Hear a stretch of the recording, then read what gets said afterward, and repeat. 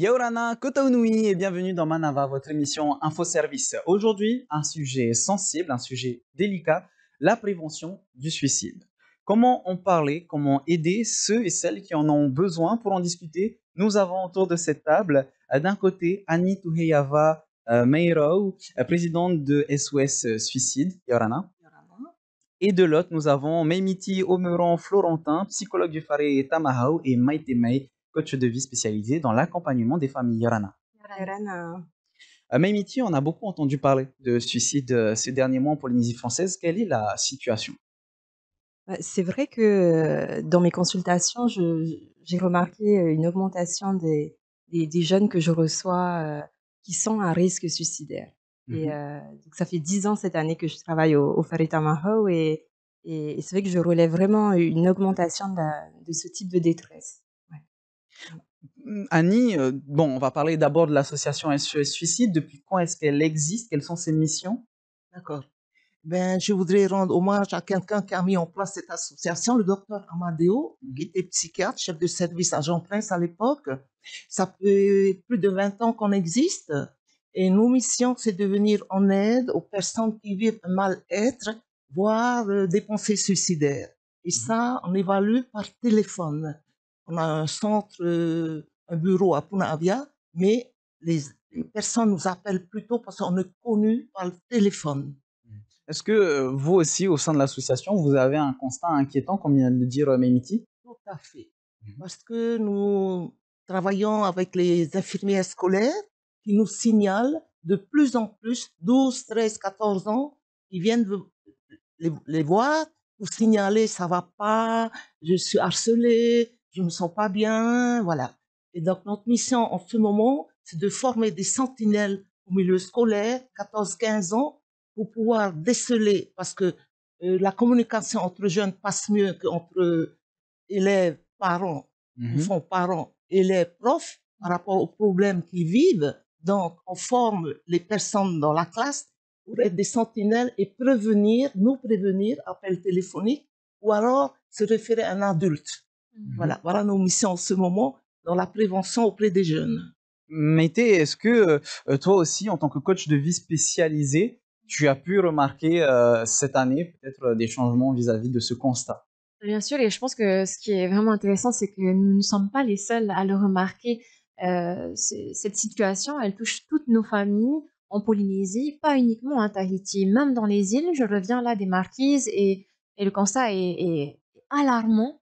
Nos familles sont concernées davantage et notamment chez les plus jeunes. Et c'est un vrai phénomène qui est d'ailleurs mondial.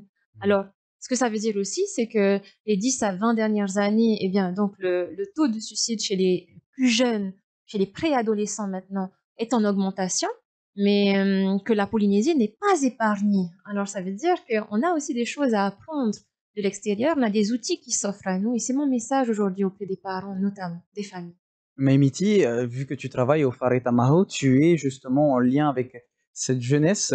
Est-ce que la jeunesse est un public plus sensible? Alors, c'est vrai que la jeunesse, comme la fin de vie, hein, les âges de la fin de vie, ce sont des périodes un petit peu où on est un peu plus vulnérable parce que on est en transition entre le passage de l'enfance à l'âge adulte ou justement la fin de vie.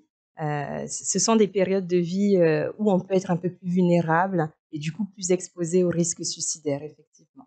Avant de continuer, nous n'avons pas eu de témoins sur le plateau et c'est compréhensible vu ce sujet qui est sensible, qui est délicat. Cependant, on a eu le témoignage anonyme d'une personne que nous allons appeler Joe. J'avais un magasin à Montréal à l'époque et je me suis fait agresser 2 fois de suite pour me voler, pour acheter de la haie. Et la première fois, ça s'est passé, la deuxième fois, j'ai pété un câble, quoi. Alors, j'ai commencé à savoir, à téléphoner partout. On m'a appelé le lendemain, comment dire, association d'aide aux victimes, qui m'ont appelé, mais j'ai dit, mademoiselle, c'est un gars de 15-16 ans qui m'a agressé et j'aimerais donner qu'il ait de l'argent.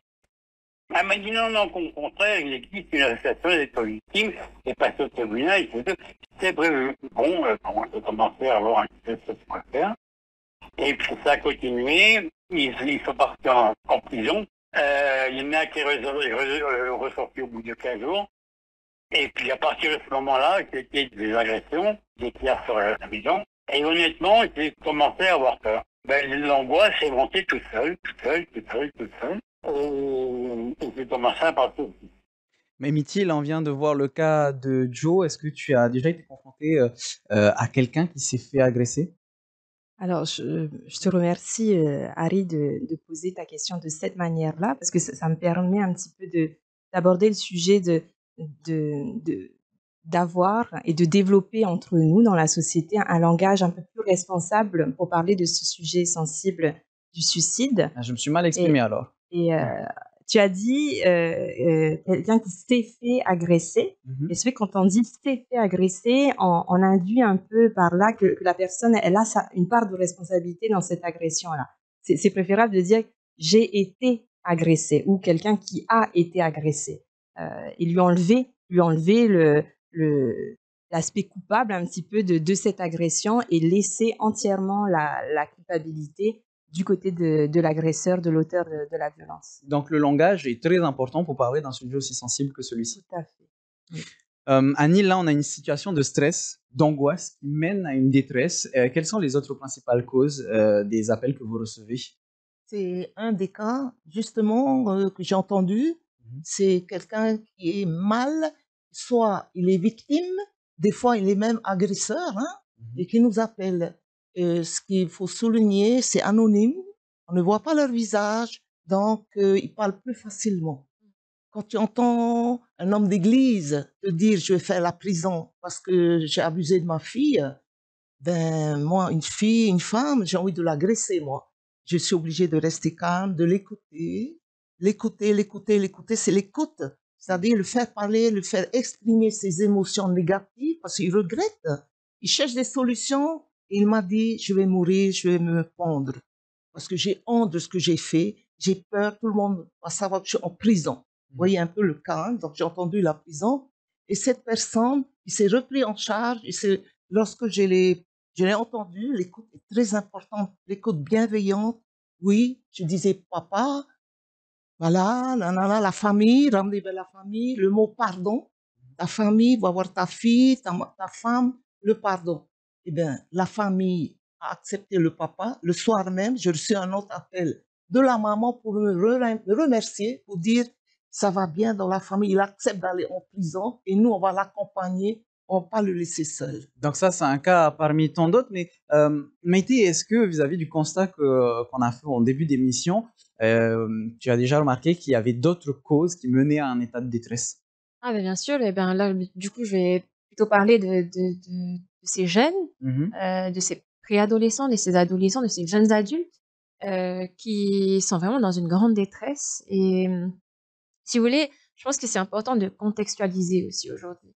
Aujourd'hui, on se retrouve dans une société où, dans la famille, on a les figures parentales, donc les parents qui vont au travail, qui ont leurs obligations et qui, quand ils reviennent à la maison, ils sont aussi très fatigués, souvent très stressés. Qu'est-ce qu'on fait par facilité aujourd'hui? On passe les écrans, que ce soit le téléphone, la tablette, etc., la télé, à nos enfants, et c'est la super nounou de nos enfants. Le souci, c'est que dans cette racine-là que je décris ici, dans ce simple fait de société qui, je crois, nous concerne presque tous aujourd'hui, eh bien, on tient une racine qui est vraiment tellement importante à considérer dans ce souci aujourd'hui de ce nombre de jeunes qui augmente, ce nombre de jeunes qui sont fragiles, qui se sentent vraiment en détresse et qui n'arrivent pas à trouver la solution ailleurs que dans ce fait de se donner la mort. Alors, pour moi, les ressources, elles sont vraiment diverses, mais c'est important déjà de reconnaître que dans cette vie qu'on a aujourd'hui, on peut vraiment reprendre sa responsabilité en tant que parent, mais aussi en tant qu'adulte, tout simplement, en tant qu'adulte qui accompagne des enfants, qui accompagnons des enfants. On peut véritablement déjà être à l'écoute, développer cette écoute qui est attentive, cette écoute bienveillante, cette écoute active. C'est tellement difficile aujourd'hui de le faire.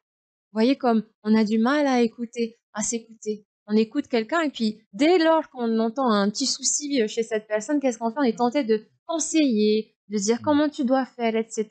Écoute attentive, celle du cœur, c'est celle qui ne conseille pas, qui est là en soutien inconditionnel. Ça, Tout au c'est long de, super important. tout au long de l'émission, on le rappellera hein, que l'écoute et la compréhension est essentielle, nécessaire. Mais Miti, oui, tu veux réagir? Oui, je souhaitais réagir, rebondir un petit Mm. peu sur le terme des ressources que Maïté a utilisé et pour simplement dire que effectivement, nous avons tous des ressources en nous qui nous protègent du risque suicidaire. Tout le monde, hein, tout le monde.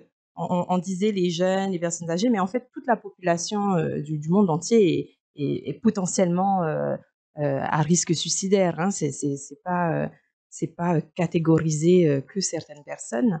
Et nous avons tous des ressources en nous pour en être protégés. Et chaque personne a des ressources différentes. Et pour certains, ça va être le sport. Pour d'autres, ça va être une bonne bringue en famille le week-end. Pour d'autres, ça va être la musique. D'autres encore, ça va être la nature. Et il y a aussi l'idée de gérer ses émotions et d'être capable de demander de l'aide. Ça aussi, ce sont des ressources un peu importantes sur lesquelles je voulais insister. Justement, si on doit parler de la prévention du suicide et de cette détresse, est-ce qu'il y a des signes avant-coureurs du comportement que les proches doivent surveiller? Oui, bien sûr. Euh, l'isolement. L'isolement, c'est peut-être un premier signe, ouais, l'isolement, un changement brusque aussi dans les habitudes de la personne. Et puis aussi le physique, hein, le fait d'être un peu prostré, d'être souvent triste, ou au contraire de surréagir à des situations qui nécessitent pas forcément une telle réaction. Voilà, il y a tout un tas de signes avant-coureurs qui peuvent nous mettre la puce à l'oreille, mais c'est vrai que les proches, sont les personnes qui nous connaissent le mieux. Et donc souvent, c'est les personnes, quand je dis les proches, ça peut être famille, amis, hein, les personnes qui nous connaissent le mieux sont plus à même de déceler ces petites variantes chez nous et de se dire, ah, je m'inquiète là, je Il y a m'inquiète, quelque chose il qui y a a quelque changé. chose et je vais tendre l'oreille un petit peu plus, je vais écouter un petit peu plus et éventuellement glisser une petite orientation, peut-être c'est le moment de demander de l'aide. Parce que c'est pas évident de demander de l'aide, hein, surtout quand on va pas bien. Et des fois, on a besoin d'être encouragé par quelqu'un en qui on a confiance. Je vois que Maïté, tu voulais réagir? Ça me fait réagir effectivement parce que ce qui est intéressant dans ce que tu déposes ici, il y a tellement de choses intéressantes de toute façon, mais c'est que regardez à quel point, justement, je parlais tout à l'heure des écrans, du stress et du coup de cette scission un peu entre les adultes et les enfants. Nos enfants, ils ont besoin de quoi? Il y a un acronyme que j'aime beaucoup partager avec les parents qui dit que nos enfants ont besoin aussi que nous soyons vrais avec eux. Vrais pour V, être vus, nos enfants ont vraiment besoin de se sentir vus. Lorsqu'on leur propose comme ça des écrans, lorsqu'on joue plus avec eux, lorsqu'on demande plus comment ça va et qu'on est vraiment dans cette écoute de comment ça va, qu'est-ce que tu as à me dire. Ils ont besoin de se sentir réussir, ils ont besoin de se sentir apaisés aussi. Hein, aujourd'hui, mon enfant va venir avec ses émotions et qu'est-ce qui va se passer moi-même, je vais avoir du mal à accueillir ça. Alors, qu'est-ce que je vais faire? Je vais taire ses émotions. Ah, ça suffit. Ah là là, tu vas pas continuer de râler, d'être triste. Il y a pire que toi, etc. Vous voyez? Nos enfants ont besoin aussi de se sentir importants et en sécurité. Alors, on est dans ce contexte aujourd'hui, dans notre société, où on n'arrive plus à accompagner nos enfants dans ces besoins-là, qui sont essentiels. Pourquoi? Pour notamment construire une confiance en soi. Et ce que Mémitier dépose ici, pour pouvoir avoir l'assurance suffisante, la confiance suffisante de dire, tu vois, quand je sens mon émotion, elle n'est pas négative, elle peut être désagréable, et je peux la traverser cette émotion et en être même plus fort grâce à cela. Alors, au-delà du comportement, enfin, en tout cas, de l'écoute des émotions, la compréhension, est-ce qu'il y a, Maïmiti, des traitements, des thérapies, peut-être, pour aider les personnes qui sont à risque? Euh, oui, oui, bien sûr. Donc pour des personnes qui sont en grande détresse, psychologique, consulter un psychiatre, un médecin psychiatre. Moi, je ne suis pas psychiatre, moi je suis, psychologue, je ne suis pas médecin, et ce sont les médecins qui peuvent prescrire, des ordonnances, des médicaments, poser un diagnostic, dispenser un arrêt de travail, ça peut être nécessaire parfois. Mmh. Et puis moi, à mon niveau, mais à notre niveau à tous, il y a la psychothérapie et puis il y a plein d'autres activités qui ne sont pas dites thérapeutiques et qui vont avoir des effets thérapeutiques, comme le théâtre, comme faire un orero Shotoata. Donc finalement, il y a plusieurs méthodes, plusieurs manières de se traiter. Annie, on peut s'auto-traiter? On peut s'auto-traiter, il faut être vraiment très fort, pour s'auto-traiter. Mais on a toujours besoin de quelqu'un. Parce que on perd, lorsqu'on est en dépression, on perd nos fonctions cognitives et qui nous empêchent de voir les choses vraies. On transforme, on n'est plus soi-même, même d'appeler SOS suicide. On a besoin de quelqu'un pour te dire, appelle, l'a dit, on a besoin d'aide. Donc, ce qu'il faut dire aussi, tous ceux qui font des tentatives de suicide ou dépressifs, ça peut être n'importe qui, c'est pas forcément des malades. Donc, il y a les cas psychiatriques que les familles connaissent, schizophrène, bipolaire, paranoïa, mais ça peut m'arriver moi, qui suis normalement bien, je crois, tomber sur moi, la dépression, et à ce moment-là, j'ai besoin de vous tous pour m'aider, parce que je suis plus moi-même. Et ça tombe bien que tu me parles de ça, justement. Joe, notre témoin anonyme, a découvert qu'il était bipolaire pendant sa prise en charge suite à sa tentative de suicide. Il nous parle tout de suite de son traitement. Oui, lui, il m'a filé des trucs pour dormir, des trucs pour ceci, cela. Rien de bien spécial. Si ça m'a fait, ben écoutez, puisque je n'ai pas refait tentative, elle m'a filé un truc qui fait rigoler, quoi. Elle appelle ça comme ça. Pour l'instant, ça va mieux. Dans le sens, oui, ça va beaucoup mieux. Dans le sens où je prends toujours mes cachets pour la bipolarité, des cachets pour que le psychiatre m'a donné, des cachets, j'aurais pas trouvé les cachets, mais je m'en fous. Ça va mieux. On peut voir avec Joe Maimiti qu'il en rit presque puisqu'il dit que ça va mieux. Est-ce que finalement, au bout d'un moment, on a besoin d'aller voir un professionnel et d'avoir un traitement au-delà de sortir, de voir des amis, etc. Oui, dans certaines situations, le traitement médicamenteux est important. Mais après, c'est vrai que le traitement médicamenteux ne fait pas tout non plus. Bien sûr. Voilà, c'est complémentaire, complémentaire. Autant le traitement par la parole, l'écoute et l'association avec une aide un petit peu plus médicamenteuse peut être un combo gagnant quoi, pour aller mieux. Maïté, on parlait depuis tout à l'heure du comportement qu'il faut avoir, de la compréhension et surtout du langage, justement, quand on souffre. Il est classique de voir des phrases du style va faire du sport, arrête de tout voir négativement, relativise, sors avec des amis. Est-ce que ces phrases sont réellement utiles finalement? Ça me fait rebondir sur tout à l'heure quand on parlait aussi des familles qui sont les premières peut-être à déceler les signaux chez ces personnes qui sont fragiles. Et si ce n'était plus le cas, ou en tout cas moins le cas. Moi, c'est ce que je constate en tout cas dans les personnes, chez les personnes que je peux accompagner. Eh bien, il y a vraiment ce que tu déposes là. On est dans ce jugement constant. Et qui le fait le plus? Dans la famille, ça se fait. Les parents le font souvent sur leurs enfants, leurs propres enfants. Ils le font d'ailleurs entre eux-mêmes, entre adultes. Donc, on est le super exemple, je le dis bien sûr avec de l'ironie, pour nos enfants dans ces cas-là, c'est de déconstruire toutes ces paroles qui sont dévalorisantes, qui sont culpabilisantes. Moi, je crois que ces paroles, elles viennent faire qu'une chose, c'est du coup de rejeter les émotions, de rejeter ces situations où on se sent sensible, fragile, et donc du coup de rejeter aussi l'appel à l'aide, alors que c'est tellement important. Et ça se construit dès le plus jeune âge. Quand mon enfant, il se sent pas bien, c'est de venir en soutien avec cet enfant, de lui dire, écoute, je vois que ça va pas, que tu te sens triste peut-être, que c'est difficile ça pour toi. Alors, est-ce que tu veux m'en parler? Ou bien juste, je suis là pour toi. plus que d'en parler, d'être là dans cette présence. Dans la même idée, on entend parfois, Mehmiti, des idées reçues quand on est en détresse, à savoir, ça fait un peu honte, ça veut dire que tu es faible, hatane. Est-ce qu'on peut en parler avec bienveillance? Oui, oui, bien sûr, on peut parler avec bienveillance et se sentir vulnérable, se sentir mal, se sentir en détresse, c'est pas une histoire de femme, Mm. c'est une histoire d'humain.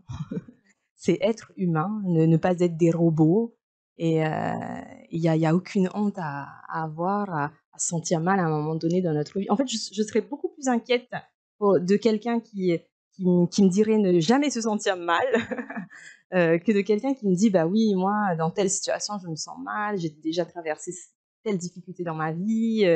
C'est ça notre humanité. Et ça tombe bien pour faire un lien avec tout ce qu'on vient de dire. Annie, tu as un petit prospectus qui est devant toi, que des élèves ont fait. Tu Voilà, peux nous en parler? je voudrais montrer Mets-le ce bien à côté de toi. document Mhm. que des élèves de Rapoto, classe terminale, ont élaboré.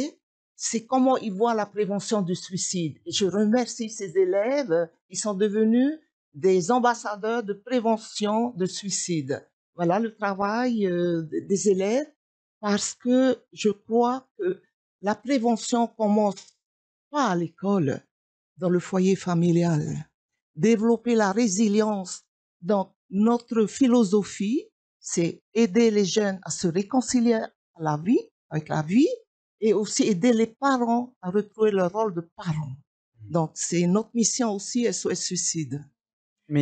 Pardon, Oui, mais excuse-moi. Mehmiti, tu voulais réagir? Non, je voulais simplement profiter de ton intervention, Annie, pour vraiment féliciter l'établissement scolaire et les élèves qui ont travaillé sur cet outil de prévention. C'est tellement important que la jeunesse s'associe à nous, les adultes, pour continuer ce travail de prévention. Voilà. Pour rebondir sur ce travail de prévention, j'aimerais poser la question que tout le monde se pose quand on est dans cette situation de détresse. Est-ce que finalement, Maïmiti, on s'en sort un jour? Comment faire preuve de résilience quand tout nous tombe sur le dos? Alors oui, on peut s'en sortir, hein, vous êtes d'accord avec moi, hein, Maïté, Annie? C'est possible, c'est possible. Comment? Ben, en restant pas seul, en parlant, en trouvant le courage d'en parler, en trouvant des personnes de confiance. Avec des professionnels aussi? Des professionnels aussi. Je vais juste insister sur les personnes de confiance parce que j'ai rencontré beaucoup de personnes qui ont déjà parlé de choses graves qui leur sont arrivées et qui n'ont pas été écoutées. Et après, qui se sont fermées dans le silence. Et du coup, je souhaiterais vraiment encourager toutes les personnes qui ont essayé de parler de leurs difficultés et qui n'ont pas été écoutées ni reconnues à ne pas perdre espoir et ils trouveront quelqu'un de confiance qui saura les écouter. Comme par exemple le Fareta Mahou, dans lequel il y a des psychologues qui sont disponibles pour les jeunes, et on le rappelle, qui est gratuit. Tu peux nous en parler? Oui. Alors, il n'y a pas que des psychologues au Fareta Mahou, on est toute une équipe pluridisciplinaire. Hein. On est des médecins, des infirmiers, des éducateurs spécialisés, des éducateurs de jeunes enfants pour les plus petits, et des psychologues et nos agents sociaux qui sont aussi en grand nombre dans nos effectifs, qui s'occupent de l'accueil, qui s'occupent des animations, qui sont là qui sont aussi des oreilles attentives pour le public que nous recevons. Et pour terminer, Joe qui est passé par là et qui continue à se battre pour rester positif, a un petit message à faire passer pour notre public. Il faut faire confiance à la justice et également faire confiance à la médecine. Ils sont là pour ça. Et nous, il faut ne pas croire que comme beaucoup de gens le disent, ils ne sont pas payés à rien faire. Ils aident réellement, ils aident les gens. S'ils n'avaient pas été là, je ne serais plus de ce monde. Voilà, c'est tout ce que je peux vous dire et vous passez une bonne soirée à tout le monde. Merci beaucoup, Joe, pour ce message positif et bienveillant. Vous l'aurez compris tout au long de cette émission, on parle beaucoup de compréhension. Allez voir un professionnel si vous en avez besoin. Les professionnels qui sont autour de cette table, à commencer par le Fareta Mahou, on le rappelle, qui est gratuit et ouvert jusqu'au jusqu'aux adultes de 25 ans, c'est bien ça. Hein. Donc le Faretamaho, le Facebook du Faretamaho s'affiche tout de suite. Il y a aussi le Facebook de SOS Suicide Polynésie française. Et ils ont aussi un numéro vert, donc le 44 47 67 ou le 87 20 25 23 ou encore le 89 20 25 23. N'hésitez pas aussi à partager la vidéo sur les réseaux sociaux si quelqu'un en a besoin. Et merci encore, mesdemoiselles, mesdames, d'avoir répondu à mes questions. Merci beaucoup à vous pour votre fidélité. Passez une bonne soirée sur TNTV. À partir de 18h, vous avez votre VA Haiti. Profitez de la vie, prenez soin de vous. Maururu itotato farerira. Trahoma. Parhana.